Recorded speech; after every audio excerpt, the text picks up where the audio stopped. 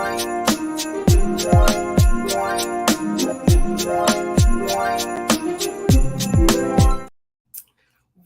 everyone. Welcome to Tea with TT. We're here. We're live. We're all the way in effect. We're lit. Tonight, you see the topic.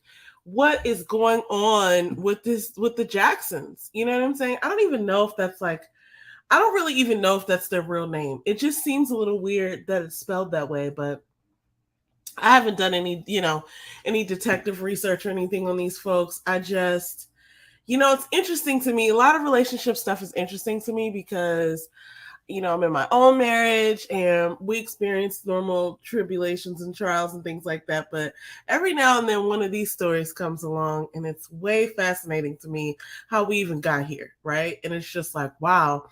So, it's fascinating only because I think relationships are fascinating to lots of people because we're always, not always in one, but those of us who are married are always in one. Anyway, I ramble. This is Yes, I'm a Unicorn, aka Faith, and Buttercup over here, who's pressed to be on camera. Anyway, we're back to you with another. We're back with another episode of Tea with TT. I should tell you that the other half of those two sisters, she's occupied tonight, but she might join us for a little bit if she gets the opportunity to. But we're just gonna run with this way interesting story of what's happening with Derek Jaxn. As we know, about a couple months ago, Danae Jaxn, I think it's Danae Jaxn came out onto Dear Future Wifey's podcast and with an interview, and it was pretty dope because we got to see her side of it. We got to hear from her, basically, which we haven't really heard that much from her outside of her saying things online that were, I guess, some people took offense to. But we'll just go back through the entire story. Let's talk about first how my week was, because that's what we normally do if that's the story here. My week this week was bananas. Had to take on some extra duties because it's that time of year where people are taking vacations and things, and as a team we just pull together and cover people. But it's been quite a week, I must say. Okay. But grateful to have employment and all that good stuff, so no complaints out of me. But yeah, it's been a week, so that's how I'm doing. Let's talk about who these people are that we are going to discuss today. I think people are most familiar with Derek Jaxn, who is sort of like a social media influencer, I suppose. He's written books, so he's an author, he's an entrepreneur. Danae is his wife, and she seems to be an evangelist, honestly. I'm not really sure exactly what she would call her profession. Here, I have a picture of them. This is the picture that you probably know. That you probably remember if you've seen them and you've seen this. This is him. So he actually is like a relationship. He's not a relationship expert, but he talks a lot about relationships, and he talks about how men should treat women and all this stuff on his channel and or in his platform. And we had not seen her until maybe up until a couple years ago, where some of his business came into the streets where he was cheating, even though he's telling everybody that he's, what they should do.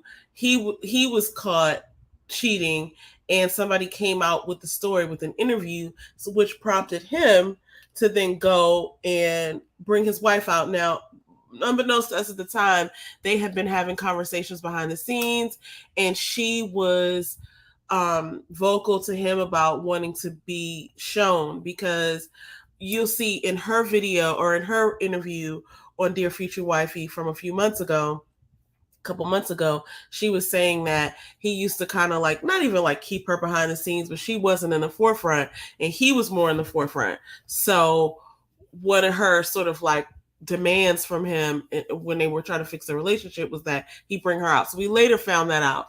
But just kind of like starting from the beginning, we mostly the first time I saw her, they had already started calling her the bonnet lady. I had seen him before because he pretty much like made his rounds around the internet being who he was. Who's like, I guess they would call him a relationship guru. Even though, as we see, he was not an expert in practice, which, how many of us can claim that we are? You know what I'm saying? Like, we all got it, we all think we got it going good until something happens. But I mean, I like to think that I know a little bit better than these young people. But listen, we're all just out here trying to make it. One of the things that I appreciate, okay, first of all, let me say this. First of all, we're already like 5 minutes in, but I gotta give it up to Lateris. He does a great job of interviewing over there on Dear Future Wifey. I get so much value out of that channel. Being a married person, I always come across something that makes me grateful. Okay, like I'm already grateful. I'm already starting out grateful, but I always come across some madness or something of the sort where it just makes me just want to fall down on my knees and praise the Lord that I have the relationship that I have with my husband. However, that's not to say that we're, perfect or holier than anybody. It's just that some of the things that are brought to the forefront other people's relationships on this channel typically make me realize how good I've got it over here. So shout out to Lateris, shout out to the Dear Future Wifey crew. I'm sure he has people over there that are helping that production happen. And it's funny because when I first saw Danae, when I first saw her a couple episodes, I wondered, and I think they even talked about this briefly, I wondered if there was going to be an opportunity for them both to come on, or whether Derek was going to come on at some point. And I feel like she mentioned like, no, he wouldn't do that. Or I don't know. I could be making that up. Maybe that was somebody else that said that, or maybe I'm just making that up. But I just remember thinking like, okay, he's probably not going to come on. Later on, I found out that he did want to come on. Maybe not. Maybe it wasn't at that time, but he wanted to like clear the air together. But maybe that was after she came on. So I'm not really sure. But here we are today. So we saw her give her 2 cents about what was happening. And now there's this that has come out yesterday and today, which is Derek Jaxn's sort of response to what she said. And he's kind of like, I guess we would consider this an uncanceling. So I guess he's uncanceling himself, because really when she got done with her interview, I remember thinking like, he's a goner unless he's going to come out and cop to what he's done. That seems to be the case. It seems to be the sort of like the spirit behind this. And we all know, like, none of us is perfect. So I'm not trying to cast any judgment on anybody.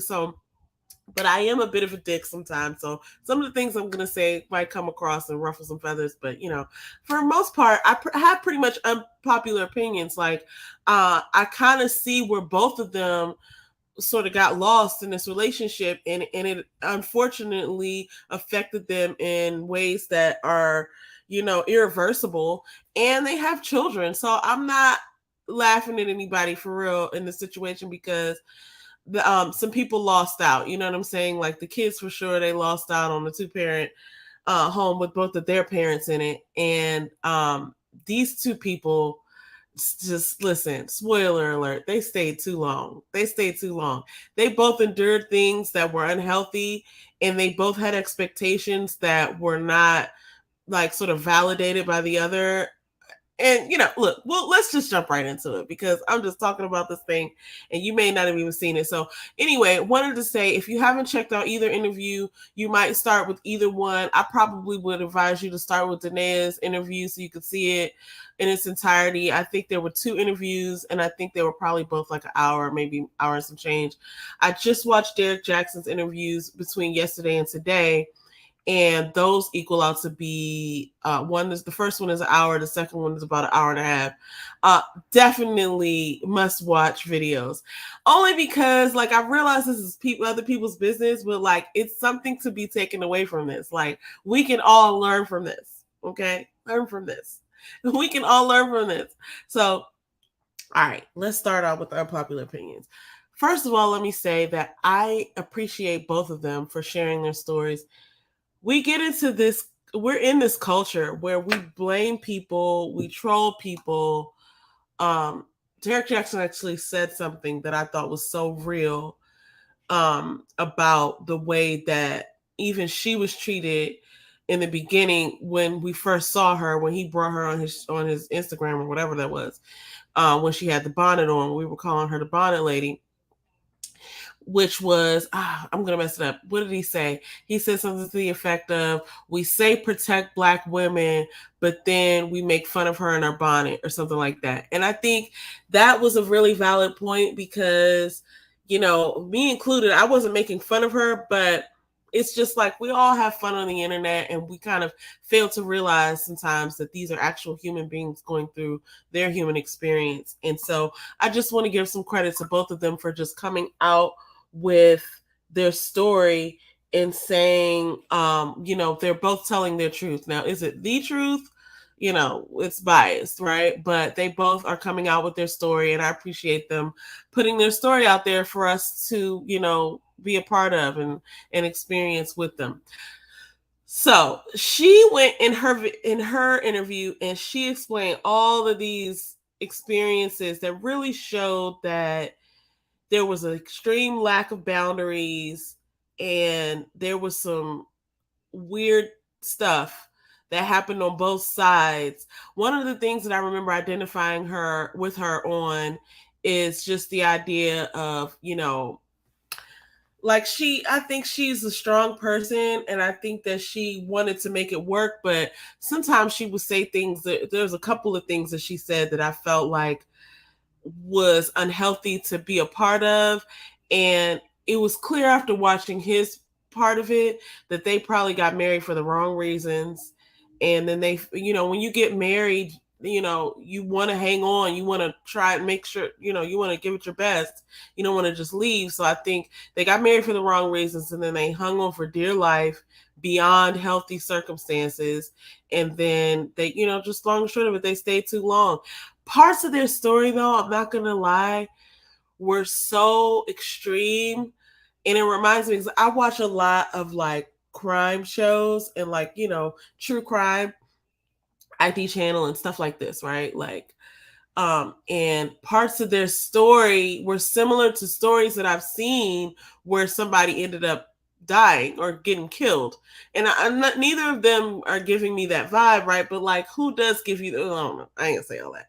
Listen, I'm not accusing any of them of this type of situation, but parts of their story were similar to stories that I've seen that involved, you know, violence and not even just like in the way of like, you know, beating. They didn't have any of that so much as like that what their stories were. But I think sometimes even when people don't have the beating part, I think there's this thing where they just go crazy and they flip out and then somebody ends up dead and then you're trying to get rid of a body. And I'm just glad they're not in this situation anymore. Okay. So I want to say that. Now I am going to play parts of the interview so that you can kind of follow along with what I'm saying because, you know, the long and short of it is that I don't think they should have got married. They got together. They were young. They weren't young when they got married. They weren't as young as when they met each other when they were 19.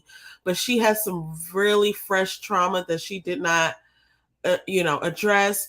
And then both of them had like rejection and abandonment issues that went unresolved.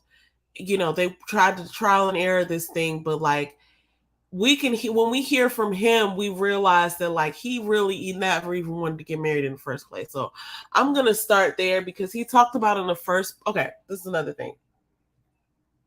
He talked about in the first part of the interview how he was attracted to her because she had a pretty face and a nice body, and she's a pretty woman.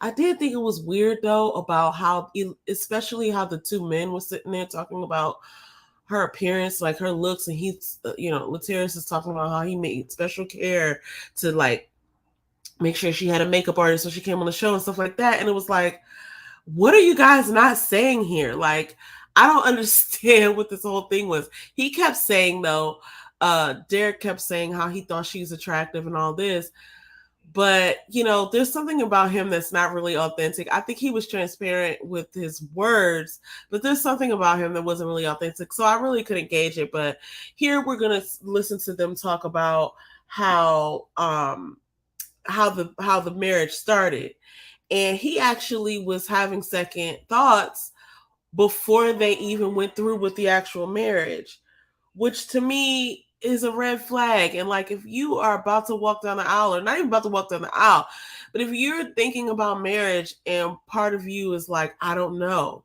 right? Like, it's like, what's the big deal? Like, why get married? But everybody has their own, situations and stuff. So no judgment, but this part right here was just really interesting to me. So I'm gonna play it, and yeah, we'll see.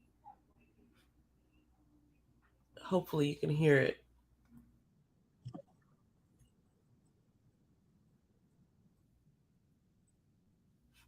Okay, maybe I should add it to the stream so you can see it at the same time that I can. Go forward with the engagement. I just felt like it was too much pressure. It was like we're getting close to the wedding. Of course, the stress of that. I think she was still pregnant. She was pregnant now with my baby boy, Derek Jr.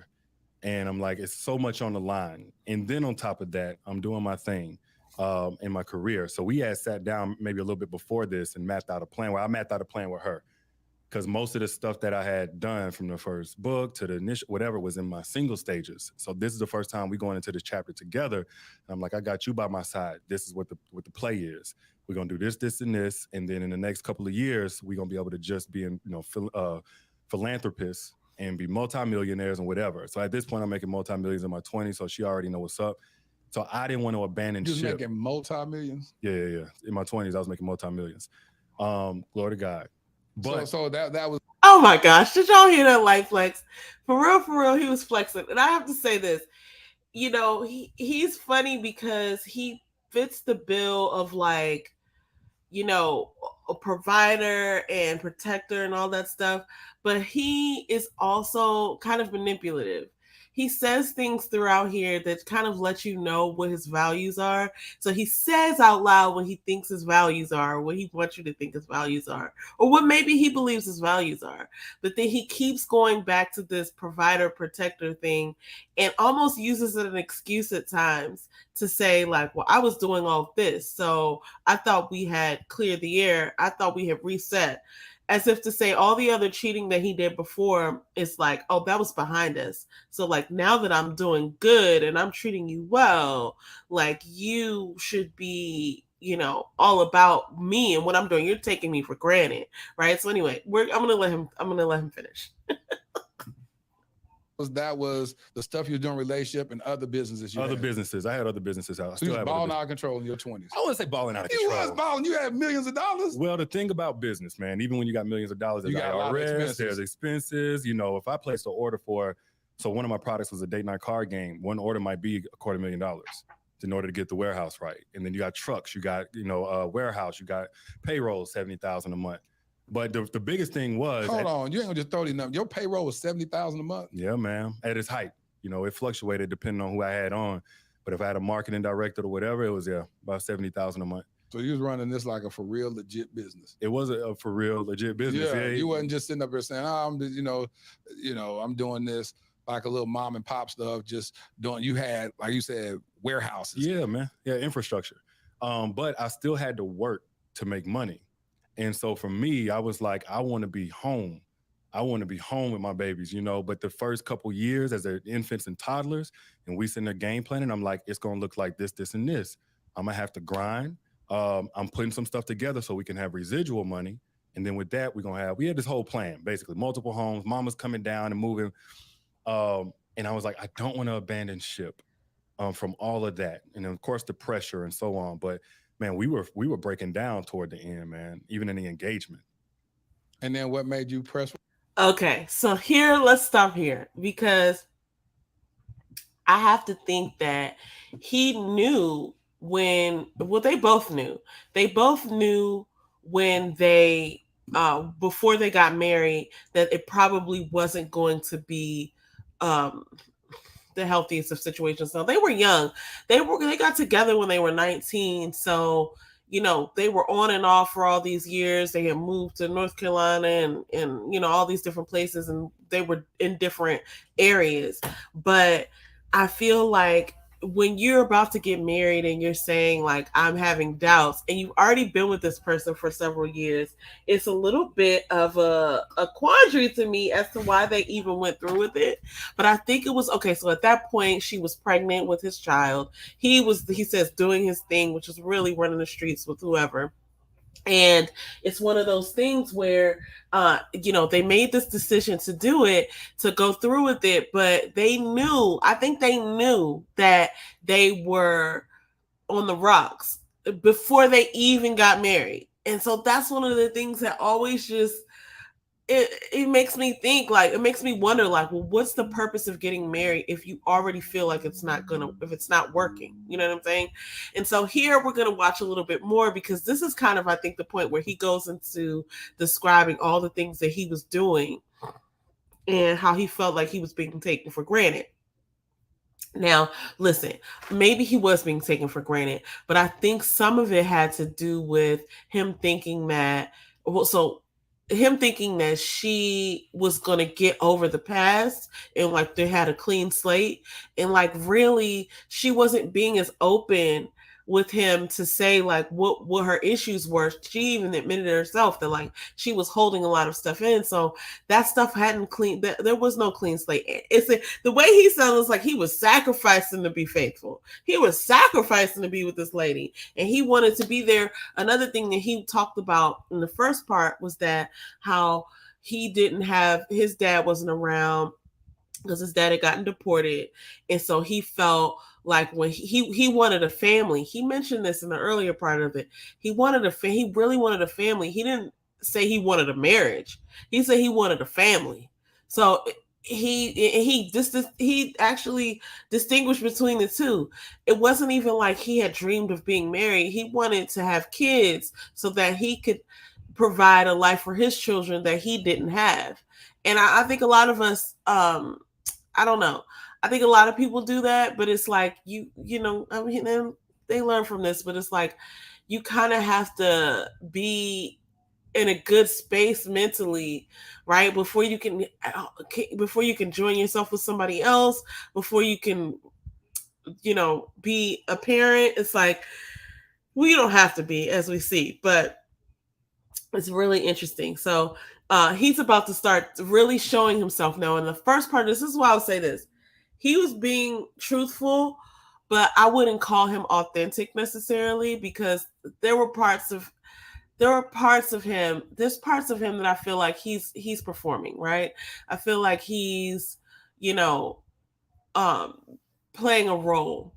I never met this man, but you could just kind of tell some of the things that his facial expression says. Like you could tell when somebody compliments him that it feels good to him, like he's seeking that. And he even said that like as a kid he would act out for attention, so it wouldn't be that far of a stretch to know that like, oh, you're seeking attention, right? And as an adult, it takes something different to get attention, right? So I think he plays this sort of like modesty, but in actuality I think that he feels like he's bringing so much to the table, and like people should be grateful. People meaning Denia.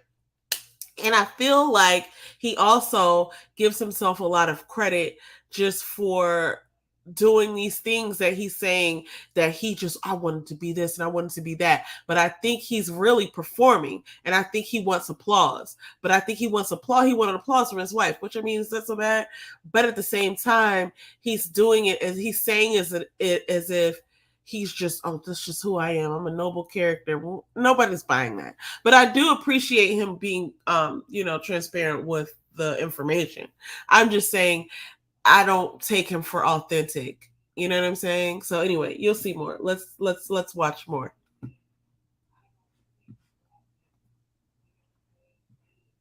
Forward. Exactly what I said. The pressure, the plan, like don't give up on it. Like somehow, some way, we still got to make this work. And then how'd you recalibrate and say, let's get married? Honestly, we just went through with the wedding. You kind of riding that high. Her uncles came down. Unfortunately, her dad had passed, so he wasn't there, but that male presence was there on her end. A little bit before that, I had talked to her mom. Me and her mom didn't have the greatest relationship, but she gave me her blessing to marry her daughter. So all of this stuff just felt like it was coming full circle. So on the wedding day, my mama there, my uncle, everybody on both our sides of the family is there. It's beautiful. And it's like, all right, maybe now we can kind of wash away some of the stress that was going into here of planning the wedding and all that and get back to the plan. We're gonna save the world, and we also gonna break generational curses, and we're gonna raise up these beautiful children. And what happened? Not that. It was about a good week or two of us having a honeymoon phase, a honeymoon break. But again, I was still, just my experience was, okay, I clearly haven't been perfect. Actually, in the engagement, it was after the counseling session. I went and had lunch with a girl. And that's when I got kind of shook, like, man, you can't go back. You can't go back. And I didn't sleep with her, but I that was cheating. That was totally, wrong or what have you. So all you had lunch. You didn't get a hand job. No, nothing. Just no. But we had texting and stuff. So I had inappropriate conversations and stuff like that. Was it somebody you messed around with in the past? No, never messed around with her before. But it was a girl I was clearly attracted to, and I knew better than to go and even have lunch with her. And I went, sneaking around and stuff. So did you have plans to smash? Keep it 100. No, I ain't gonna lie to you. I'm trying to think back, but you're talking about 2017. That's another thing he kept doing throughout the daggone interview.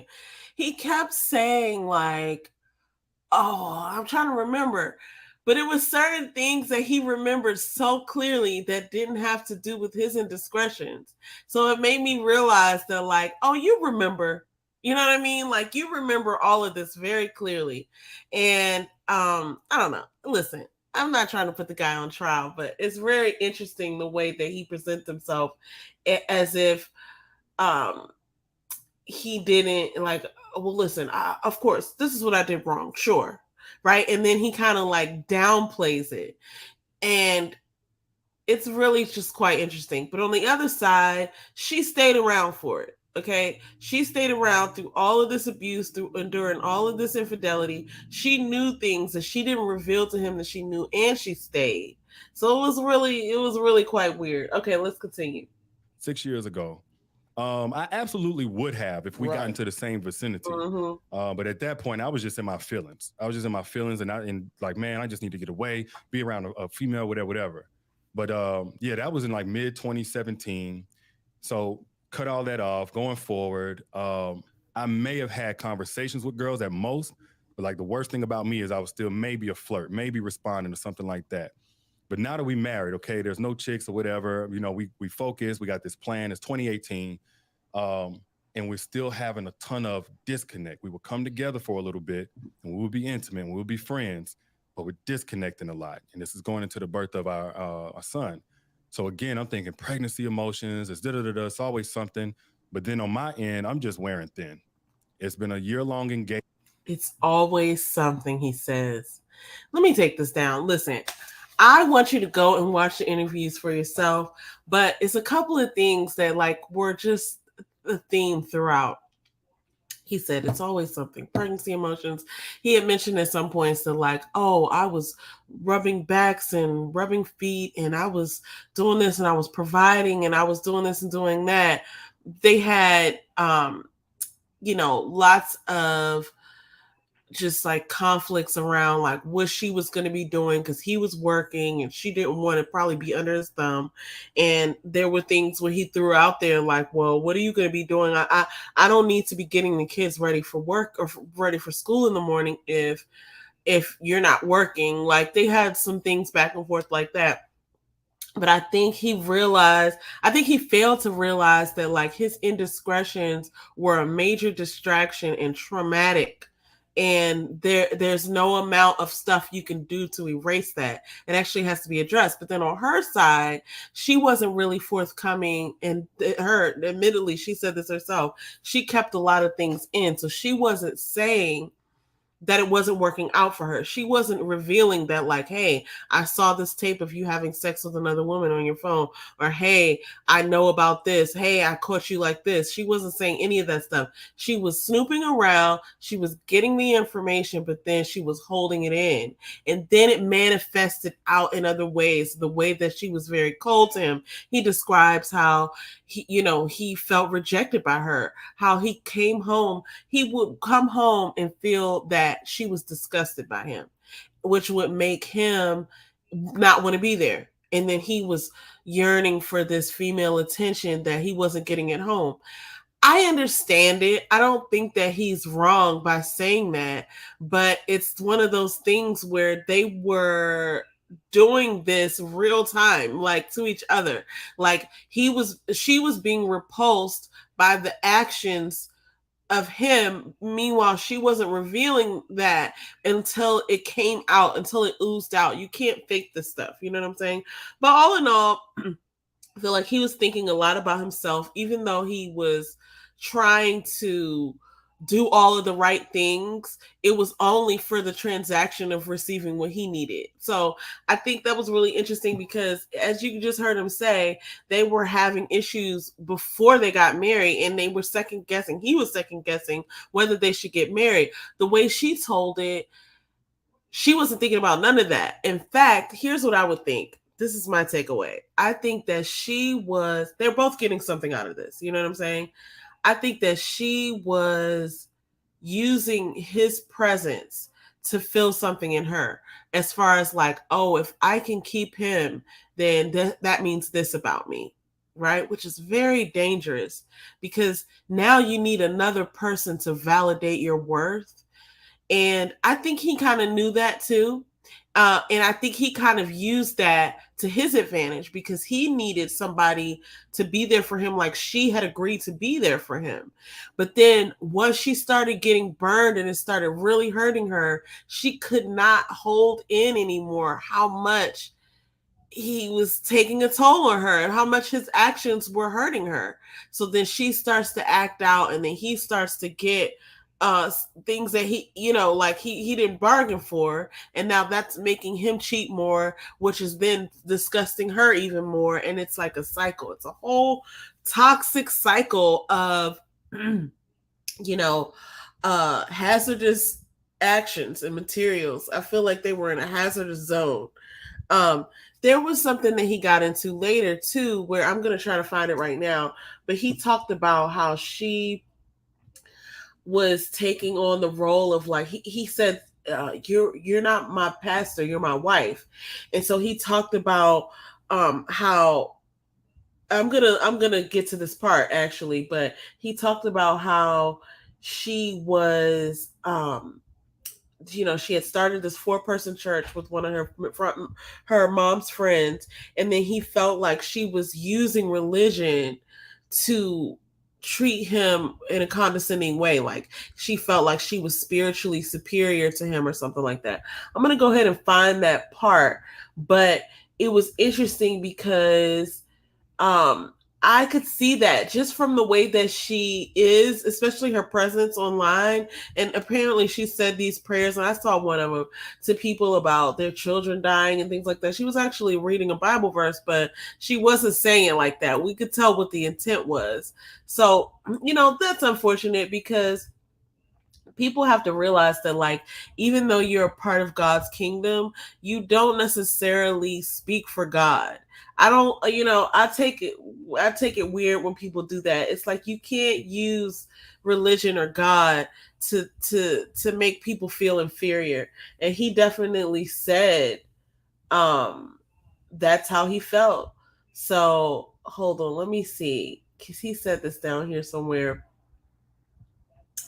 It was so odd. Their whole situation was so interesting because they both had, neither one of them necessarily like negated the other's story, but it was interesting because they both had two very different takeaways. Okay, here we go.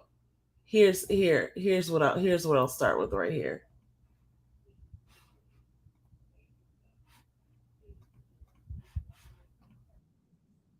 Yeah.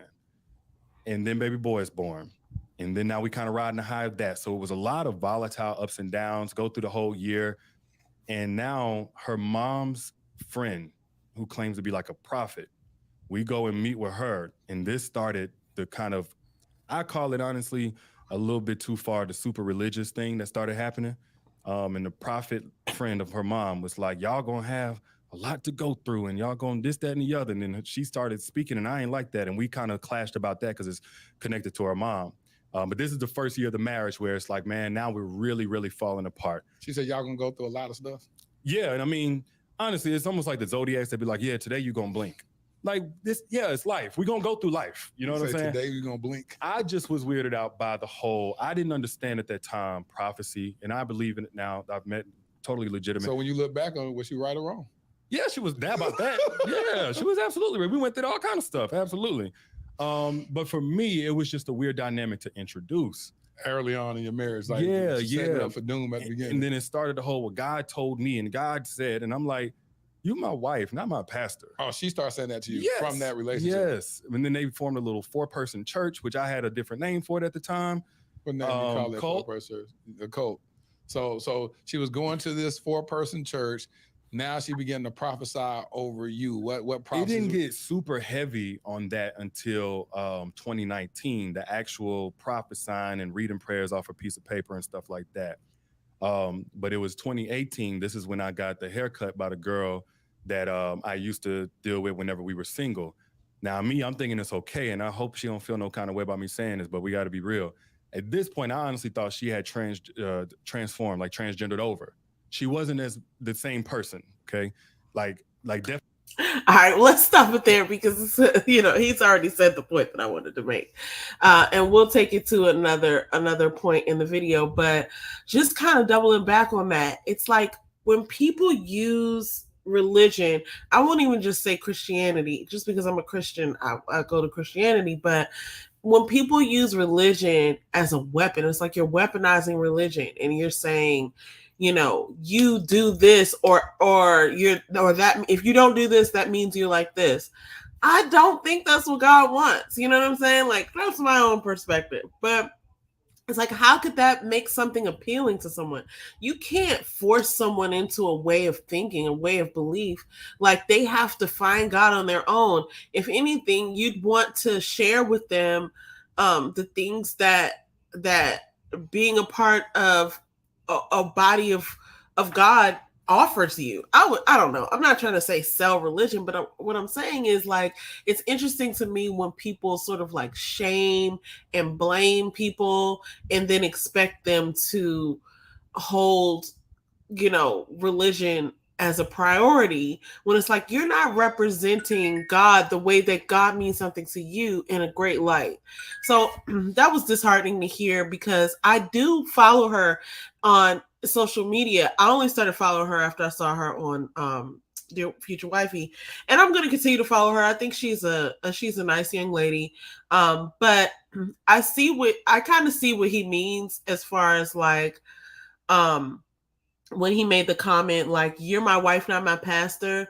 Like, I could see how she could be like that just from what I see on her, what she puts out there on her social media. I could see how he probably, I could see how they have experienced situations together where he probably felt like, you don't, own me with religion. Like, you can't tell me what God said. You know what I'm saying? Like, let God come talk to me. Like, you don't need to tell me how God wants me to be. You know what I'm saying? It's odd to me that people do that. But I mean, listen, I also understand that there are prophets out there, but I just, something about that just doesn't, it doesn't make sense to me. But yeah, so then they went on to talk about how they had a condo, which she talked about that in her interview too. So they had a condo. He would rather sleep in the condo instead of coming home because it reminded him of how despicable he was. I thought that was really sad. Listen, I understand why. Because if he was out there sleeping with women and embarrassing her and she felt a certain kind of way, but it's also on her to reveal how she feels so that you could work through it. I felt like she was keeping some things in and sort of using them when it was convenient for her, or maybe not even that, but like, they were coming out in a way that she couldn't even control because she had been holding things in so much. She even said in her interview that she had some like health issues because of everything she was dealing with. But I have to think that like you're dealing with some of that by choice. Like, okay, because one thing that I do have to say, and unfortunately, you know, I think it's the truth, right? Like, you can be mistreated by somebody, you can endure so many things, but at the end of the day, you're choosing to stay there, right? Like she had made a comment in her interview that she knew several women's bodies more than she knew her own.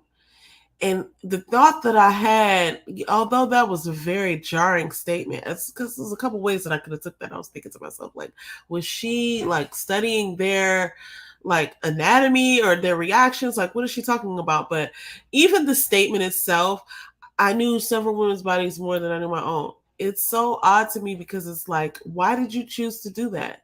Right? Like, why did you choose not to learn more about yourself? Why did you choose to stay after that? Right? That's not normal. Not even is it not normal, it's just not healthy. That can cause such emotional damage. I just cannot imagine. It's like you have to, okay, I don't want to ruffle any feathers, but I got to be honest here. You making a statement like that, I knew several women's bodies one of my own. You got to take some responsibility for that. You did that. You stayed in that. You see what I'm saying? That's not good. And if that's the way you're being treated, and I understand there's children involved and all that, but you were there way before there were children, you're causing yourself emotional damage. It's like being in a hazardous environment without a mask, right? It's like you're choosing not to wear a mask. It's your choice. You got to stand in that. I feel like, and not even just us as women, but like when we're enduring emotional abuse outside of childhood, right? Childhood, you know your brain is still forming, you don't know any better. It's one thing. But when you're in a relationship as an adult and you're being mistreated, you gotta understand that you gotta be responsible for that. You're being treated in a way, but that is your choice. You cannot you cannot blame the way that you're treated after you're treated like that the first maybe second time. Now you got to take some responsibility and say, I'm standing here in the way of this treatment. You know what I'm saying? We can't necessarily be responsible for the way that we're people are treating us, but after a certain amount of times you have to be responsible for the way you're allowing people to treat you. You can't change it, but you can leave. You know what I mean? And that is the power that you have. You can take your dignity and you can take your able body and you can get up out of there. And that's what I'll say about that, because you know you can take a certain amount of abuse or discomfort or whatever and chalk it up to like fighting the good fight, but at a certain level, when it starts to affect your psyche or it starts to affect your health, you are now responsible. Nobody can be responsible for your happiness but you. First of all, only you even know what that is. Like, it takes a lot of us years to find out even what makes us happy, so you can't really hold somebody else accountable for your happiness. And if you're choosing to stay after you're being treated like this, you gotta take some responsibility for that, right? And I'm not blaming her for that. I'm not like, what do they call it, like victim shaming or whatever. I'm not saying that. I'm not saying that because what he did was wrong. But what I'm saying is, after years, really after months, but especially because she went through it, after years of taking that sort of emotional abuse, and eventually she did realize that that's what was happening. But like, I feel a little bit weird about making it somebody else's responsibility.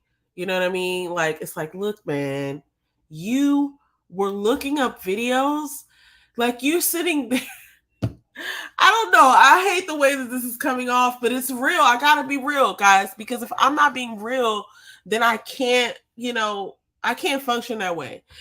You're sitting there looking up videos of your husband having sex with other women, and you're not even telling him that you saw them, right? So there's no like relief from this.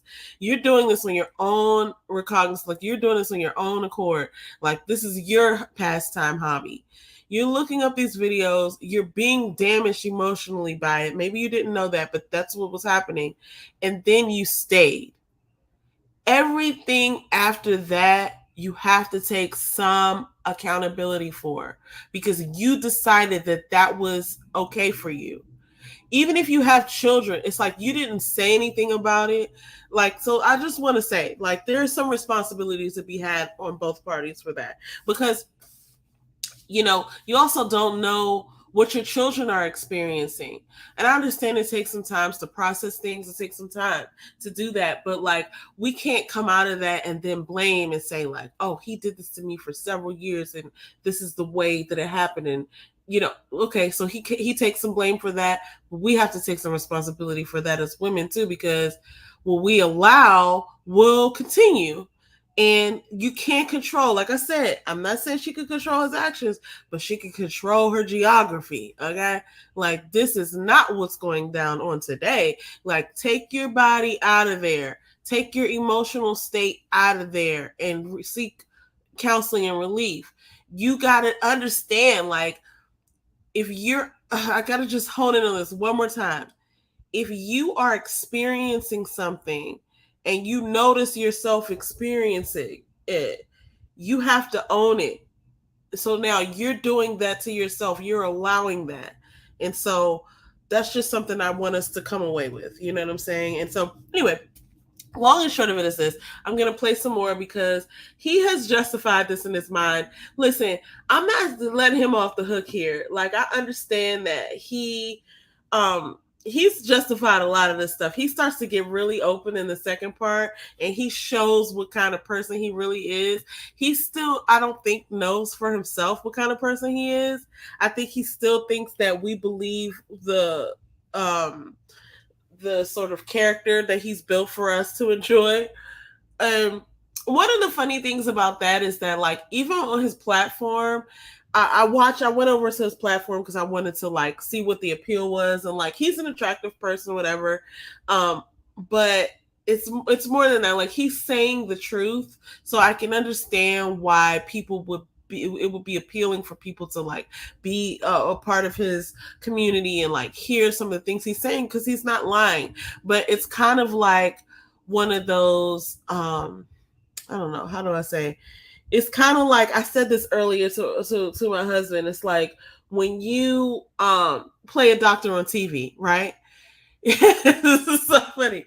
You play a doctor on TV, you know all the medical terms and you know the procedures even because you learn the lines. So this is a real disease, this is a real solution, but you ain't getting ready to do surgery on me. You know what I mean? So I think that's kind of how I look at Derek Jaxn. It's like, yeah, he knows all of these things. He has access to all of these tools. He's obviously not using them because his relationship didn't, pan out the way that he has access to all this information, but he's not utilizing it.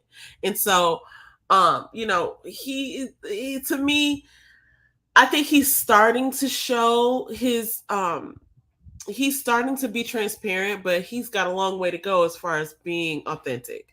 That's what I'll say there. But both of them have participated in this traumatic relationship for so long that I don't trust either of them really to say what is wise to do, because look at your track record, look at the material. You know what I'm saying? Like, I'm looking at both of them with a side eye, to be honest with you, because they've endured so much. They've put each other through so much in themselves, through so much that I don't know that I'm grateful that they have, put themselves out there and they're now America's case study. But at the same time, there's so many things that we can see that they probably don't even see, that it's really quite odd. But, that's the magic of social media. Oh man, this is what I wanted to say. He said something in here about the relationship that her and her mom have that was really interesting. And I was like, wow. Let me find this place that he said this, because I was like, wow. He really went in, and I know he thought he was being mild, but it wasn't really mild the way that he said it. Um, yeah, let me find that, because he was really going in. He said that their relationship was weird.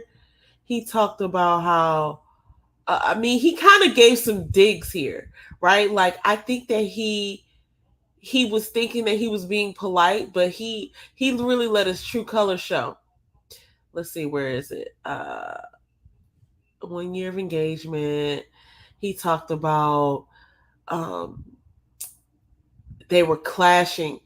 It's odd when he uses the word clashing. They weren't clashing, you were cheating.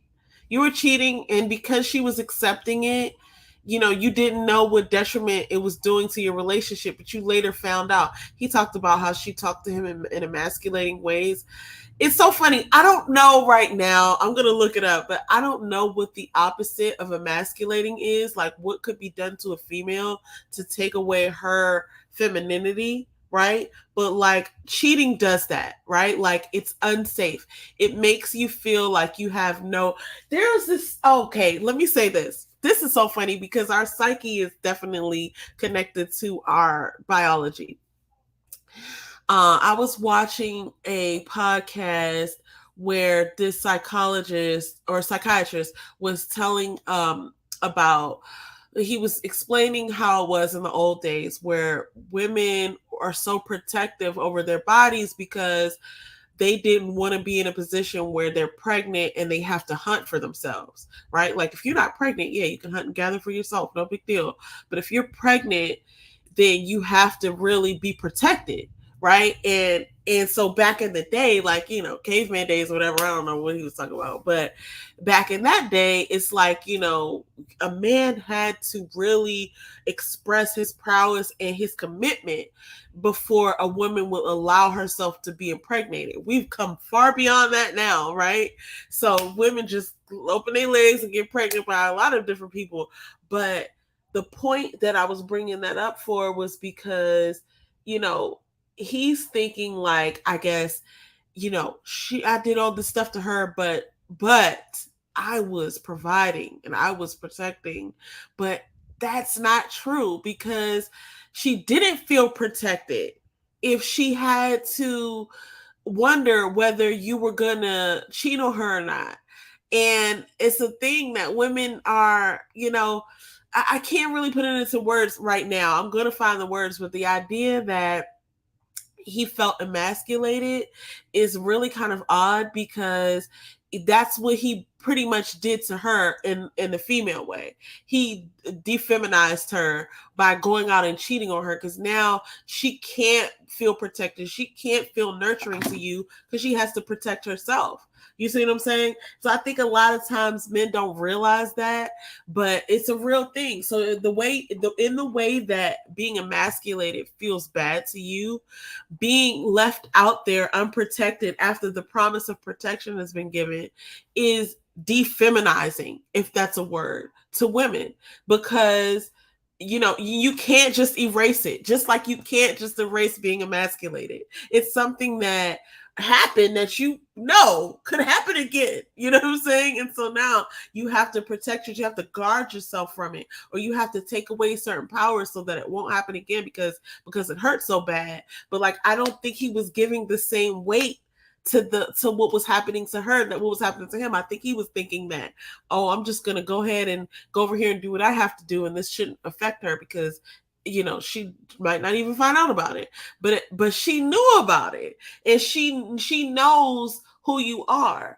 So it was just really interesting, because it's like he really thought that, oh, well, I did this, sure, but we let that go. We let that go a long time ago. So it was really interesting. Okay, let me find this part, because he talked about how her mom was in their business. Oh, I got to go to this part, because he talked about the condo, how they had a condo. That she talked about that in her episode too. But he talked about how, okay, yeah, let me start it from here. We're gonna go through this. Let's go, let's start from here.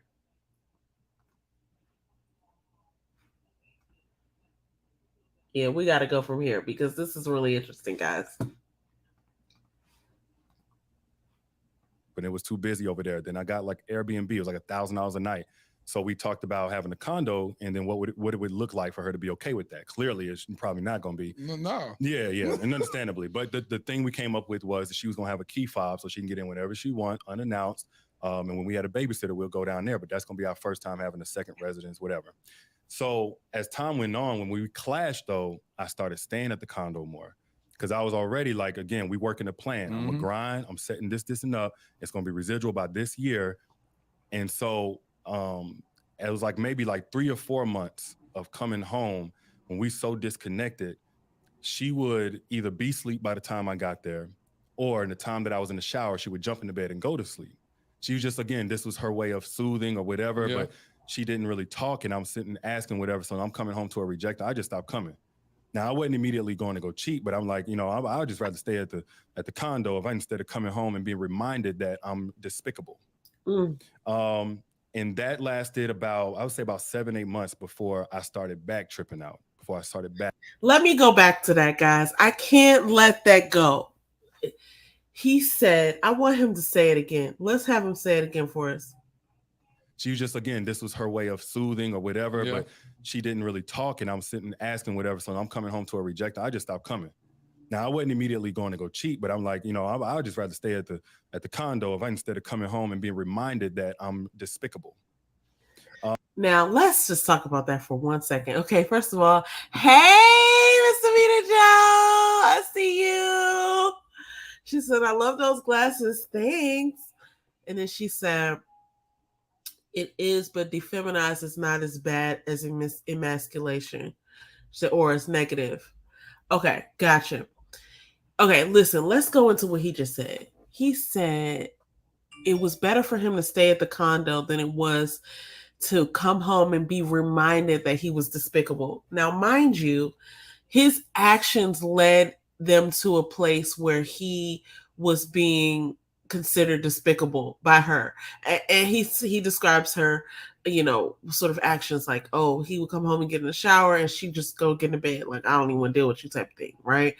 I understand. Like, she was rejecting him and he, felt some type of way about that. And that's something that I was grateful for him to say that the way he did, because it's something that I don't really know that people would put in the words that he did, to be reminded that you're despicable. That is something that, you want to get out of there real quick. I remember it makes me think of this situation that I used to find myself in, because I'm a talker, clearly. So I would get in trouble in class for talking, for like being a talker, right? Like, I am talking, right? It would be like on my report card when I was younger, like, she's always talking, whatever. It's just like, whatever. But like, there was this look that the teacher would give you with this like awkward amount of silence afterwards, right? Like, imagine somebody being like, be quiet.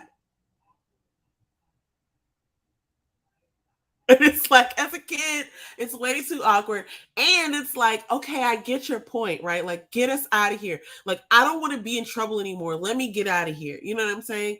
I understand that to mean like what he's saying, but also on a larger level, because this is where you call home. This is your dwelling place. This is your place of, sort of solitude and rejuvenation. And for you to be there and feel like you're despicable, it's like, I don't want to dwell here. Like, I want to go somewhere where I can, relax and be myself and just kind of like take off the day, right? And I get where he's coming from there. And I think that's another thing that we have to think about, is like, if you are experiencing so much trauma or whatever that you can't even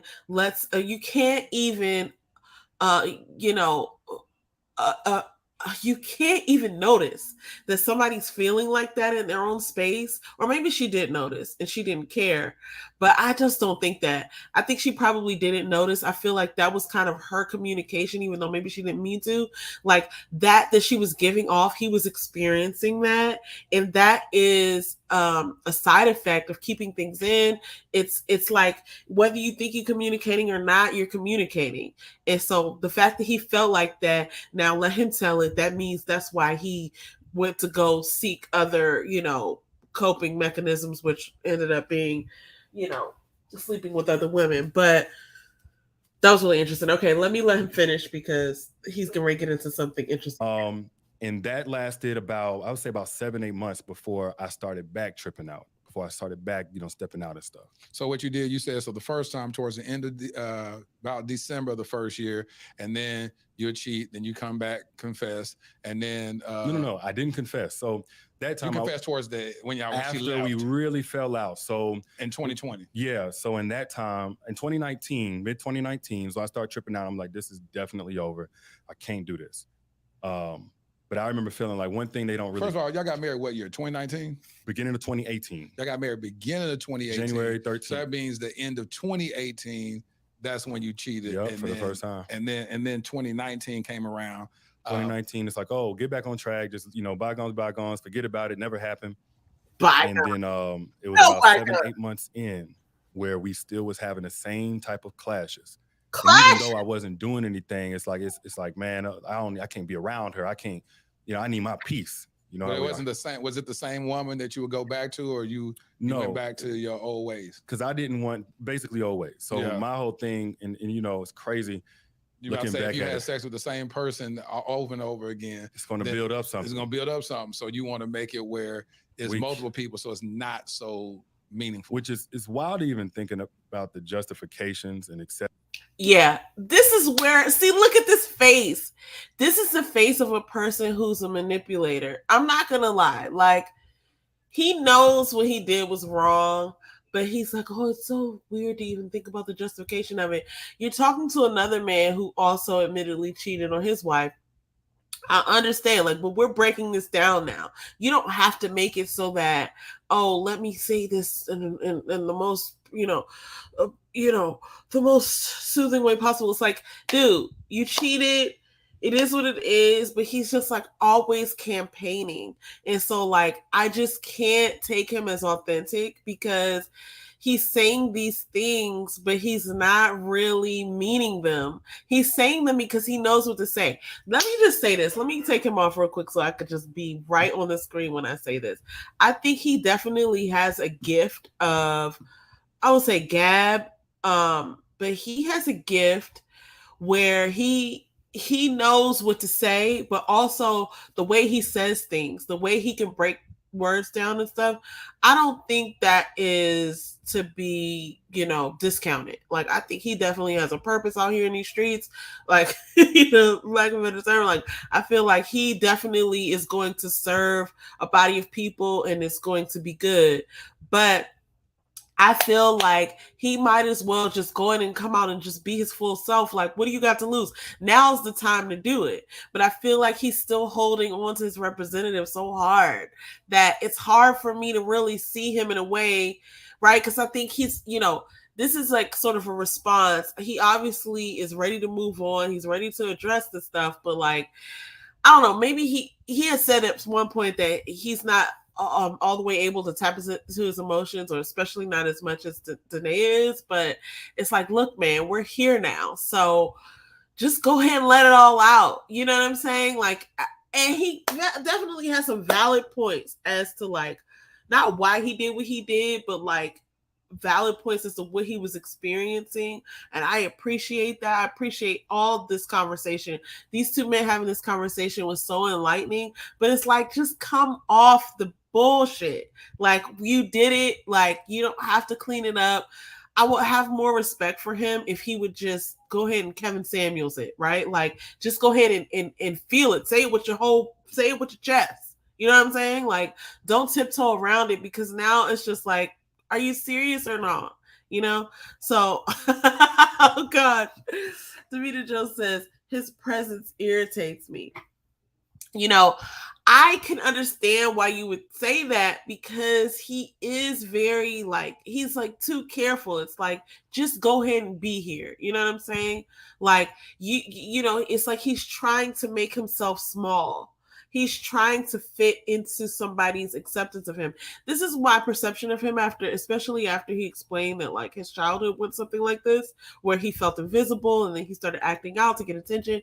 It's like now he's got the game as an adult, and he's like, oh, this is how I get what I need without taking up too much space, or without anybody without anybody catching on, right? And it's just like, just go ahead and get out there and be like, hey, I like attention. You know what I'm saying? Like, it'll feel better, bruh. Like, just go ahead and do that and just do a solid for everybody and yourself. Okay, and that's my 2 cents on that. So now let me find this other part, because I keep looking for this one part.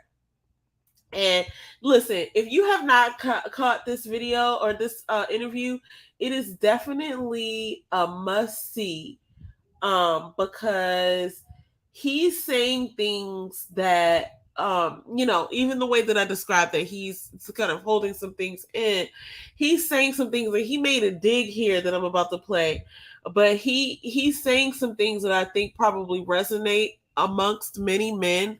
That's one of the things that I appreciated about these interviews. Both he did one with Nateris on Dear Future Wifey, and then he did one with Willie Moore Jr. on Willie Moore Jr.'s platform, and I appreciated them both. I actually felt like both of them got something a little different out of him, but here he was being more of himself than I think he had anticipated, because he couldn't hold it. He talked about burning bridges. You didn't burn no daggone bridges. You was still talking to these women. In fact, it wasn't until he did what his wife told him to do that the other woman came out and actually said something, and then he blamed that on her. Like, you got to go watch it. But he says about something about the mom. He gives himself a lot of excuses.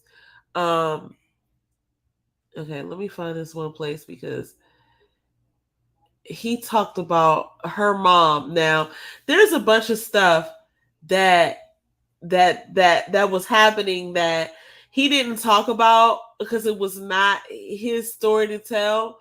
But when he did mention it, it was like a dig. It was like, oh, we kind of need to know a little bit more about that. Now that you're saying it, let's hear more about it. I feel like he did that on purpose, because okay, here we go. This is when he starts talking about the mama. All right. I feel like he kind of did that on purpose, because now people gonna be asking like, oh, what was this that he said? Okay, so yeah, okay, let's talk about this. Yeah, okay.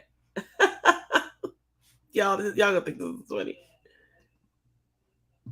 Talk to me this week or what have you, let me be with the kids, because they were begging for me, especially Marley. I would hear Marley crying for me, and she would ask me when I'm gonna see you again. Honestly, we all at the mercy of your mama's. I ain't say this, but I was like thinking to myself, we all at the mercy of your mama's anger with me. You know what I'm saying? So I'm trying to soothe her. I was just trying to be close. That's what I was the whole summer. And if everybody else on pandemic, I'm flying. I probably spent like $20,000-$30,000 just in that time between flights, Airbnbs, and everything else. She wouldn't let you come stay with, or no, she was with her mom. She wouldn't even tell me where. And her mom.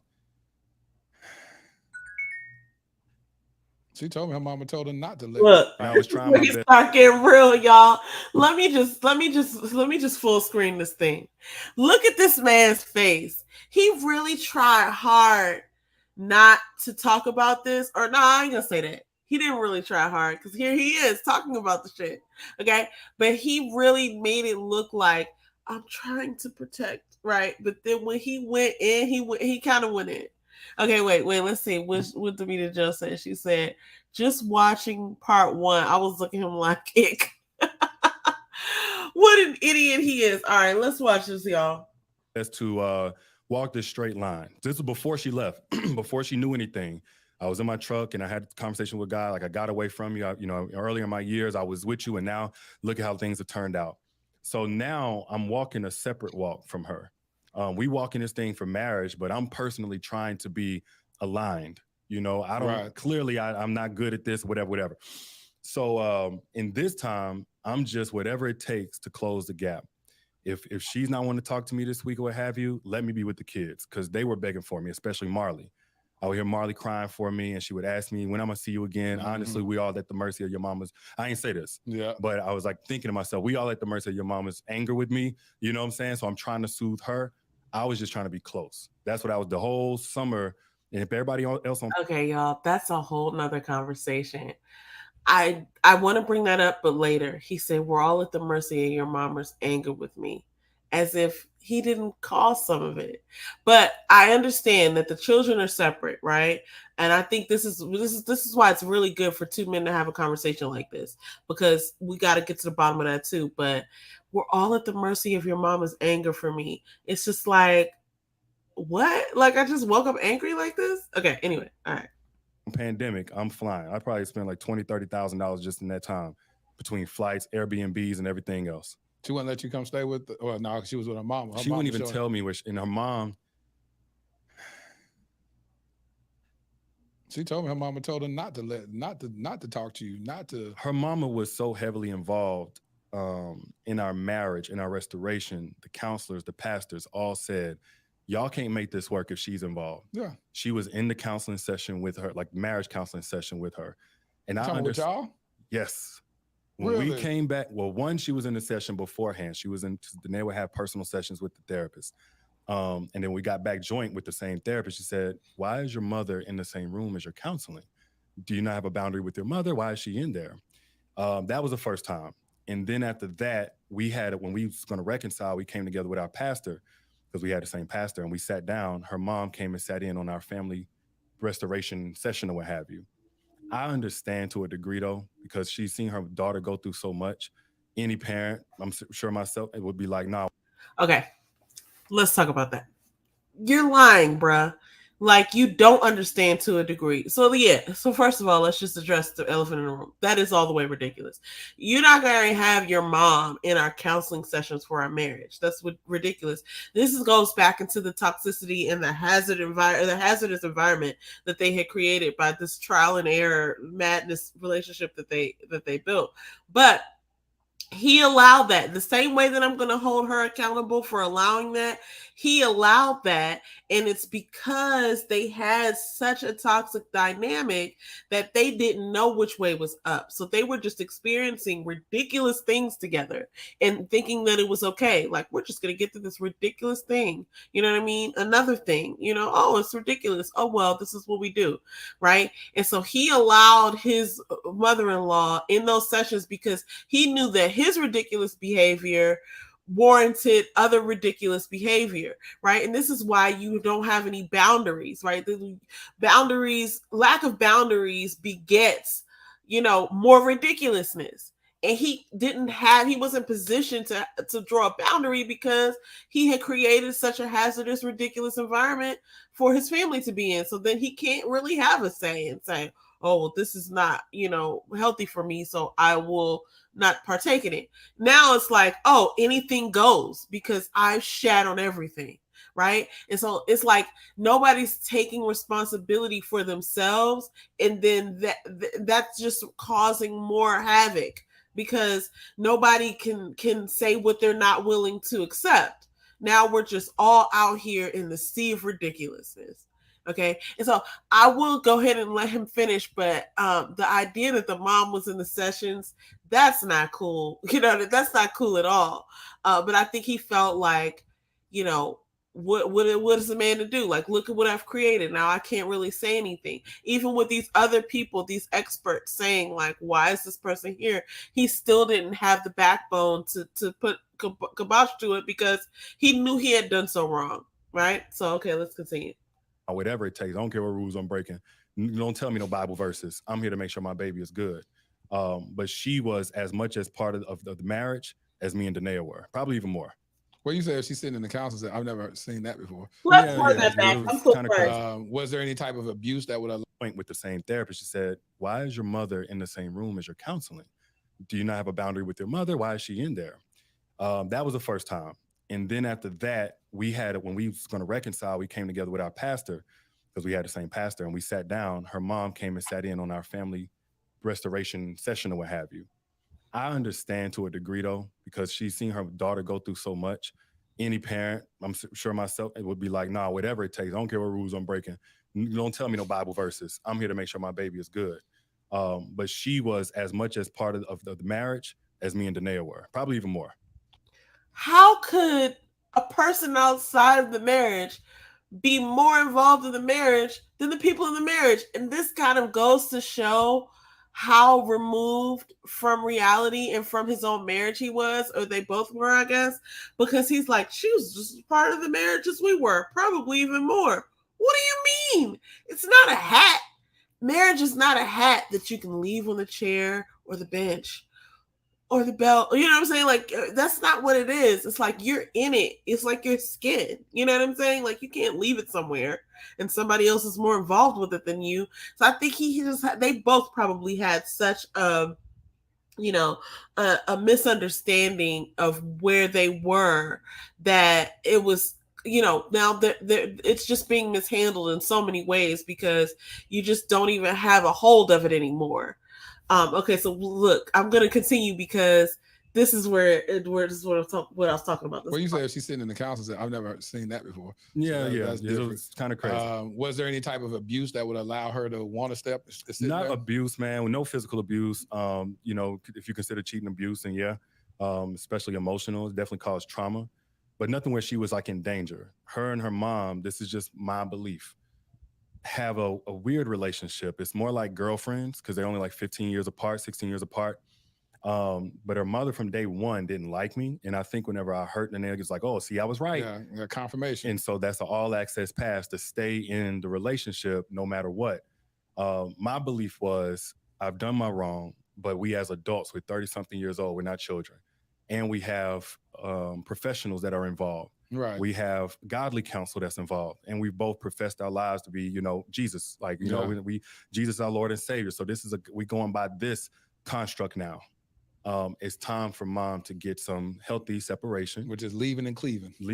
So love on, I'm talking to Danae because honestly, she's a gatekeeper. But to that point, yes, she was with her mom. Her mom would often speak over her while we were on the phone. All kinds of stuff. And then, that's one of those things that I still got to work on my heart. Because I can say, when I mentioned that, your whole, I said, is he finna cry or is he finna get mad? Well, I try, man, look, I'm not trying to stir up nothing because, again, I get her mother's participation. See, this is where I'm going, I'm going to go ahead and stop it here because this is probably like part two that's needed. And then I'm going to bring my counterpart into this. But what's funny? It's like, I don't know many men who would have allowed the mom. Okay, yeah, let's talk about this. She says, yeah, the mom being the Sessions as well. I don't really know any men that would have allowed that. I'm trying to think right now of the men that I know. And I can't think of one who would have allowed that, right? Like, and even the moms I know wouldn't try nothing like that with the men that I know. Like, it's odd to me that he allowed that. And so now we see both sides of both of them allowing boundaries to be crossed, and they're just in this toxicity together. And obviously we see how it ended. They're getting divorced, but it could have actually gotten worse than that. So I'm grateful that it didn't, and they're there to tell the story. But it's just such a ridiculous predicament that, it's just a testament to when you don't value yourself or your own worth, what you'll allow to happen to you. So all of us as individuals have to take responsibility for what we allow to happen to us. But that was a real weird situation. Yeah, okay, fourth quarter says it's crazy. Yeah, it's crazy. But, I'm not trying to call nobody, crazy, but I don't know. I'm thinking about all the men that I know. I'm trying to think about some men that maybe, no, I don't know any men that would allow someone's mom in their counseling session with their wife. Like, I'm trying to think about the married men that I know, right? Even I just don't know any. I don't know any men that I could think of that'll be like, oh, okay, well, she's there. You know what I'm saying? They would have all said something. They would have all been like, "Whoa, what's going on? Like this is our thing." You know what I mean? So it's really kind of odd to me that they both were on this sort of like lifestyle, this hazardous environment where they allowed so many things to happen to them together, and they were just game. They were a part of it. They were a part of all the toxicity together. I think this is a good lesson for people. I mean, all of us really, to understand what boundaries are and how lack of them can really shape your own like self not esteem. Like you sit in that long enough, you know what I'm saying, you start to think it's normal, and now you're on somebody's podcast sounding like you're not well mentally. And they even both talked about, okay, so let's not even make a joke about this, because they both talked about in their interviews how at some point they were suicidal, right? Like she talked about it in her interview, and he talked about it even more graphically in his.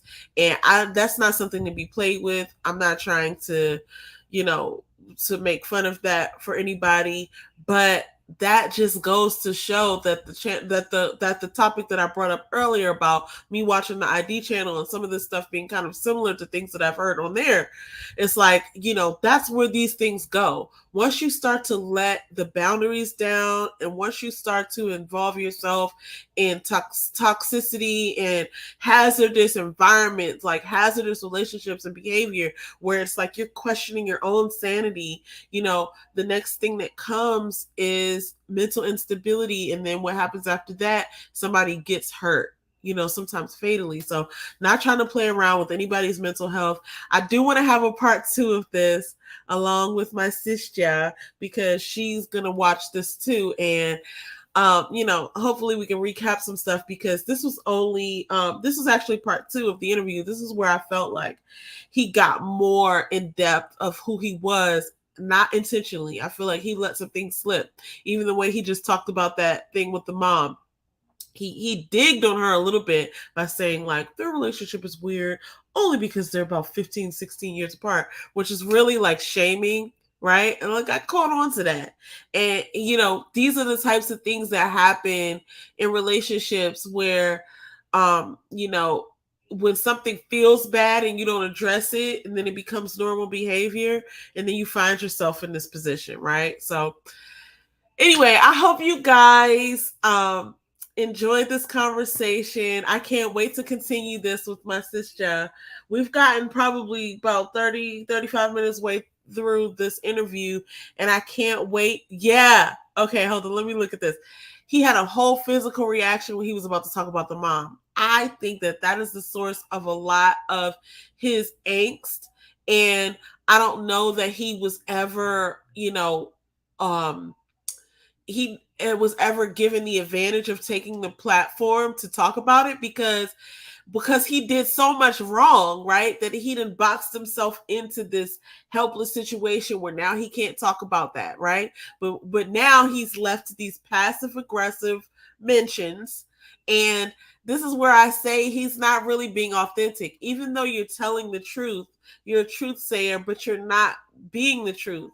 So, and you know, this is number of ways that can be taken, because it's not like people who, you know, it's not like he has to be all the way 100 on everything that he ever does. Like nobody expects that of anybody.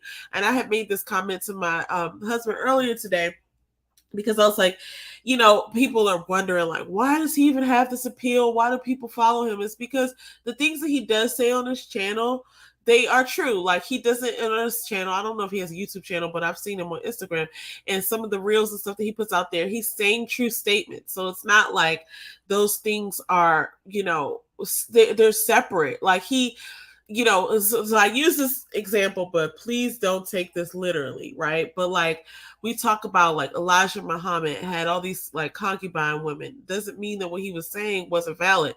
We talk about Martin Luther King. He had infidelities. Does that make Martin Luther King's statements less valid and his movement less valid because he had infidelity? No, he was still, Martin Luther King, and we needed him to do that, right? I'm not calling this guy Martin Luther King, okay? So don't get that twisted. What I'm saying is that two things can be true at the same time. So because he's over there on his channel and he's saying things that are true, it's like the whole deal with the doctor. I play a doctor on TV. Yeah, all the terms are correct. Like you probably could tell me play by play on what to do on this procedure, but you ain't going to operate on me because you ain't no real doctor. You know what I mean? And just because you say one thing doesn't mean that you're living it. And so, there's so many other things that I have to say about this. I feel like this has been a really long dissertation, but she made some mistakes too. And I'm not saying that either of them are, the winner. Nobody won in this.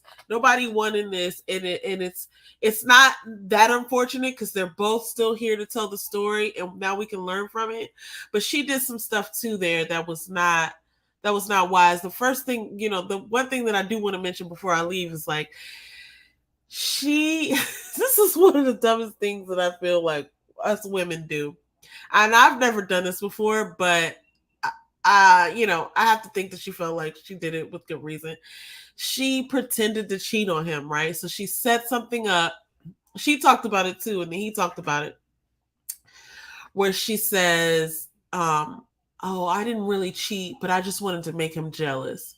And I wanted him to think that I cheated, which is about the dumbest shit. I just feel like, why, right? It's just like you are going out of your way to put yourself in a position where somebody's going to lose trust in you, only then to reveal that it wasn't true, which doesn't help your case. Like, I'm just not going to believe you. So that was probably like, I don't like when people do that. It's like these games that people play, and it makes me feel it.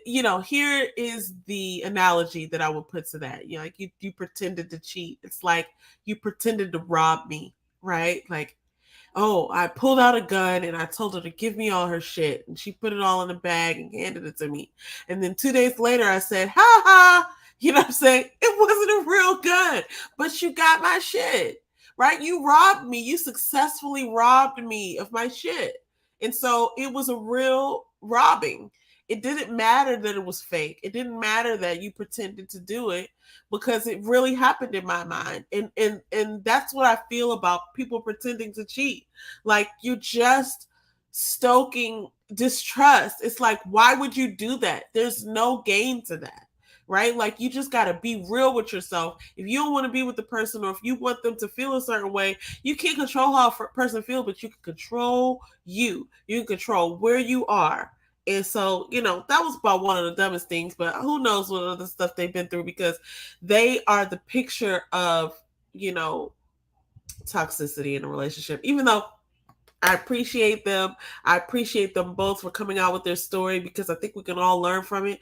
I've done some dumb things in my past, but this is a definite ongoing conversation. Okay, wait, what did she say?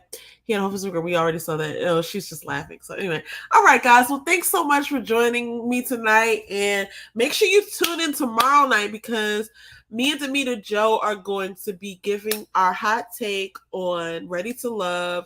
And it's going to be a real fun episode, because I hope that we'll see some of these connections that we haven't been seeing.